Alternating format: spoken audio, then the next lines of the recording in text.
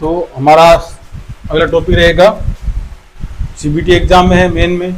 तो सबसे पहले हम बात करें डीसी ट्रांसफार्मर, बंद कोयल, खुली कोयल जिसमें होती है, और अल्टरनेटर के बारे में, रेक्टिफायर के बारे में आज हम चर्चा करेंगे। तो सबसे पहले लेते हैं डीसी। डीसी को एसी में परिवर्तन इन्वर्टर करता है। जैसे हमारे घरों में होता है, बैटरी होती है, बैटरी डीसी में होती है, बैटरी की वोल्ट डीसी में होती है। तो ये डीसी को एसी में वापस घरों में कन्वर्ट करती है, तो वो है हमारा इन्वर्टर। जो इन्वर्टर है वो डीसी को एसी में परिवर्तन करता है। दूसरी बात करते हैं, एसी को डीसी में कन्वर्ट कौन करता है? तो एसी को डीसी में चेंज करने के लिए डायोड का यूज होता है। डायोड जिसको हम रेक्टिफायर बोलते हैं, और इसका सिंबल ये है। अगर क्वेश्चन आ जाए डायोड का सिंबल, तो ये है, ये डायोड का सिंबल है। डायोड का सिंबल ये है। ये क्वेश्चन आ भी सकता है आपके। एसी को डीसी में कन्वर्ट किससे करते हैं? डायोड से, या रेक्टिफायर बोल सकते हो आप। तो ये डायोड का सिंबल हो गया। अब आगे है ट्रांसफार्मर। ट्रांसफार्मर क्या है? ट्रांसफार्मर एसी में यूज होता है हमेशा। तो ये क्या करता है? एसी को अप डाउन, वोल्टेज को अप भी कर सकता है, डाउन भी कर सकता है। तो ट्रांसफार्मर दो तरह के वोल्टेज के आधार पर देखें तो एक होता है स्टेप अप वोल्टेज पर देखते हैं, स्टेप अप, और एक होता है स्टेप डाउन। अब इसमें क्वेश्चन ये बनेगा, ट्रांसफार्मर वोल्टेज को कम करने के लिए कौन सा ट्रांसफार्मर लगाएंगे? तो कम करेंगे तो स्टेप डाउन ट्रांसफार्मर लगेगा। वोल्टेज को अधिक करना है तो स्टेप अप ट्रांसफार्मर लगाएंगे। तो ये हो गया स्टेप अप और स्टेप डाउन ट्रांसफार्मर वोल्टेज के आधार पर। और फेज के आधार पर सिंगल फेज का भी होता है और 3 फेज का भी होता है। तो ये हो गया फेज के आधार पर। और कूलिंग के आधार पर अलग होगा। कूलिंग में एयर कूल्ड होता है, ऑयल कूल्ड होता है, और सब में अलग अलग हाइड्रोजन जनरेटर सबसे अलग अलग होता है। तो ये ट्रांसफार्मर एक स्थैतिक विद्युत चुंबकीय युक्ति है। ये किस आधार पर काम करता है? तो एक होता है सह प्रेरण, और एक होता है स्वप्रेरण। जो सिंगल फेज की ट्रांसफार्मर होता है, सिंगल फेज का, वो होता है स्वप्रेरण। और ये होता है जो आपके 3 फेज वाला सह प्रेरण।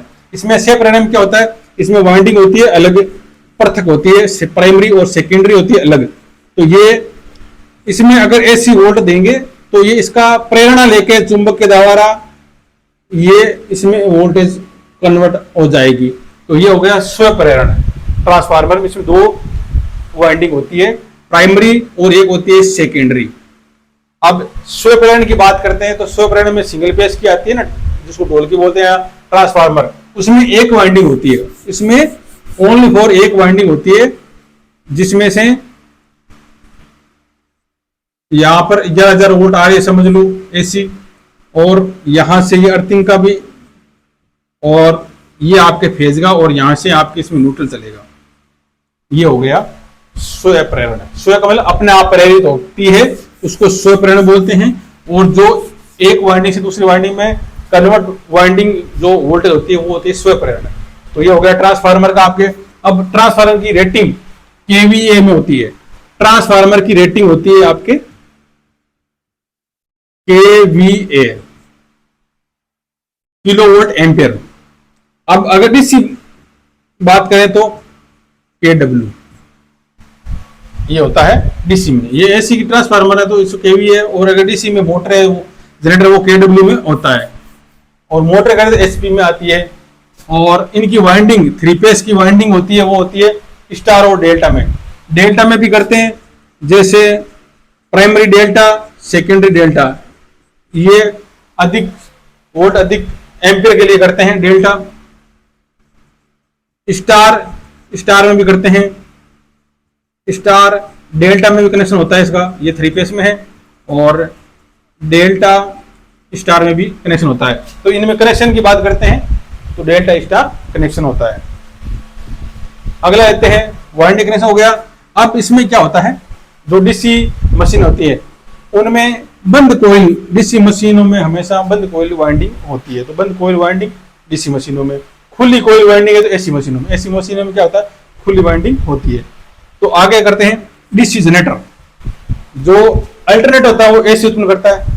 जनरेटर होता है वो डीसी उत्पन्न करता है, ये आपको ध्यान होना चाहिए। डीसी वोल्ट और एसी वोल्ट। डीसी जनरेटर को हम डायनोमो भी कह सकते हैं, जो पुराने होते हैं छोटे छोटे आते हैं वो डायनोमो भी है उसको, और बड़े जनरेटर डीसी जनरेटर है तो उसको डायनोमो कहते हैं, जो फैराडे के विद्युत चुंबकीय प्रेरण के आधार पर कार्य करता है। डीसी जनरेटर फैराडे के विद्युत चुंबकीय प्रेरण के सिद्धांत पर कार्य करता है। ये आपका क्वेश्चन बनेगा 100%। फैराडे के सिद्धांत पर, चुंबकीय प्रेरण के सिद्धांत पर जनरेटर काम करता है। अब बात करते हैं यांत्रिक ऊर्जा। यांत्रिक ऊर्जा को आपके विद्युत ऊर्जा में परिवर्तन करने वाला उपकरण है वो है अल्टरनेटर, जो एसी उत्पन्न करता है। यांत्रिक ऊर्जा को विद्युत ऊर्जा परिवर्तित करने वाला अल्टरनेटर या एसी करंट उत्पन्न करता है। अगर यही आपके ऐसे हो जाए विद्युत ऊर्जा को यांत्रिक ऊर्जा में परिवर्तन करने वाला, उसको क्या बोलेंगे? उसको हम मोटर बोलेंगे। मोटर होती है वो विद्युत ऊर्जा को यांत्रिक ऊर्जा में परिवर्तित करती है मोटर, और यांत्रिक ऊर्जा को विद्युत ऊर्जा में परिवर्तित करती है वो एसी अल्टरनेटर करंट होता है, अल्टरनेटर। अब आगे करते हैं। अब इनमें वाइंडिंग होती है उनकी कोयलों में, जो इनके आप स्टेटर होती है, उनकी पत्तियां होती है। तो क्या होता है इसमें हिस्टैरिसीस शक्ति और एडी करंट धारा शक्ति होती है, तो उसको कम करने के लिए क्या करेंगे? कोर को लेमिनेटेड किया जाता है। कोर को लेमिनेटेड करते हैं। हिस्टैरिसीस शक्ति और एडी धारा शक्ति को कम करने के लिए कोर को लेमिनेट करते हैं। तो ये आपका इक्वेशन बनेगा कि भाई हिस्टैरिसीस शक्ति को कम करने के लिए क्या करेंगे? कोर को लेमिनेट करेंगे, और सिलिकॉन को मिक्स किया जाता है इसके साथ में, सिलिकॉन को भी मिलाया जाता है।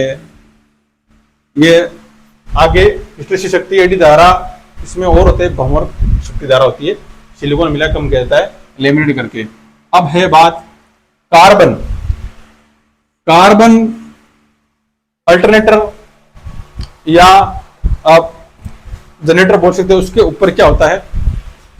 जो बुश लगता है, जैसे आपके वाइंडिंग होती है, यहां पर जो बाहरी वोल्ट को प्रदान करता है, यहां पर कार्बन के बुश लगे होते हैं। मिक्सी है, ग्राइंडर है, अल्टरनेटर है, जनरेटर है, जो भी उसमें बुश लगाते हैं, तो ये क्या होता है? कार्बन का बना होता है। अब कार्बन का क्यों लगाते हैं? कार्बन का इसलिए लगाते हैं, कार्बन धारा क्षमता 4 से 6 एम्पीयर प्रति वर्ग सेमी। ये आपका क्वेश्चन पूछ सकता है। प्रति वर्ग सेमी कार्बन 4 से 6 एम्पीयर है। अब इसकी खासियत है, अगर ये चलता है तो घर्षण होगा तो ये गर्म होगा। गर्म होने पर कार्बन की जो करंट क्षमता है वो बढ़ेगी, घटेगी नहीं, इसलिए कार्बन को यूज करते हैं। अगर इसकी जगह दूसरा कोई पदार्थ यूज लेते हैं तो वो जो गर्म होगा तो उसकी एम्पीयर क्षमता घटेगी, इसलिए कार्बन को यूज में लेते हैं बुश बनाने के लिए। तो जो गर्म होगा तो ये अपना आप इसमें एम्पीयर क्षमता बढ़ती रहेगी। अब बात करते हैं रेक्टिफायर। रेक्टिफायर किसके बने होते हैं? ये अर्धचालकों से बने होते हैं, अर्धचालकों से बने होते हैं। अर्धचालक अब क्या है? अर्धचालक आपके सिलिकॉन है, जर्मेनियम है, इंडियम है, ये आपके अर्धचालक होते हैं। इनसे ये रेक्टिफायर बनते हैं। अब रेक्टिफायर का कार्य क्या है? एसी को डीसी में परिवर्तन करना, एसी को डीसी में परिवर्तन करना। तो ये हो गया आपके ये कंप्लीट, इसके टॉपिक हो गया ये लमसम। और आगे हम देखते हैं जैसे घरेलू उपकरणों के बारे में आपके इसमें आ सकता है। तो घरेलू उपकरणों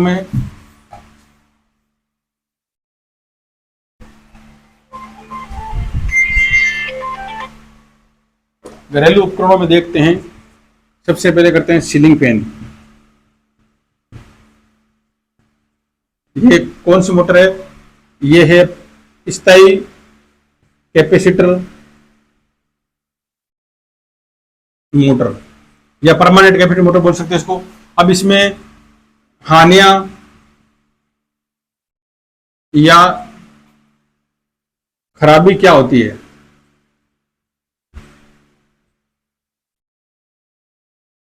तो सबसे पहले बात करते हैं खराबी में। अगर धीमी गति से चल रहा है आपका सीलिंग फैन तो इसके अंदर या तो वोल्टेज प्रॉब्लम हो सकती है। वोल्टेज सही है तो आपके कैपेसिटर कमजोर हो सकता है। कैपेसिटर सही है तो सापट्टे में घिस जाना या बेरिंग का जाम होना जाना भी हो सकता है। अब बात करते हैं कैपेसिटर पर। आप अभी थोड़ा टॉपिक ले देते हैं कैपेसिटर पर। कैपेसिटर का टॉपिक आ सकता है। कैपेसिटर, इसकी जो मान है वो है एमएफडी पर। इसका जो मान, कैपेसिटर का मान किसमें होता है? एमएफडी पर। पूरा नाम है माइक्रोफेरेड। ये आपके क्वेश्चन आ सकता है, माइक्रोफेरेड।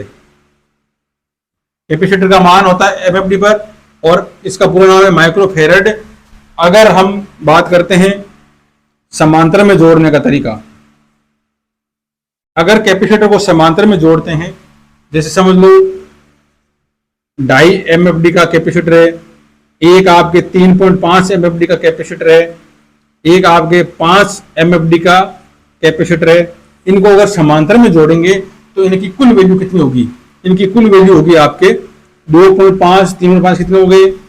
जैसे समझ लो ये 3, 5, 6 और 5 11, तो इसकी टोटल वैल्यू हो गई आपके 11 एमएफडी।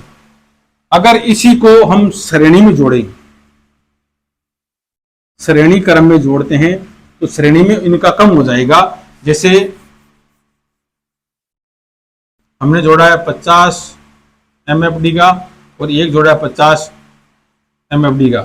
इनको अगर श्रेणी में जोड़ते हैं तो ये 25 एमएफडी का हो जाएगा। श्रेणी में जोड़ने में ये कम हो जाएगा।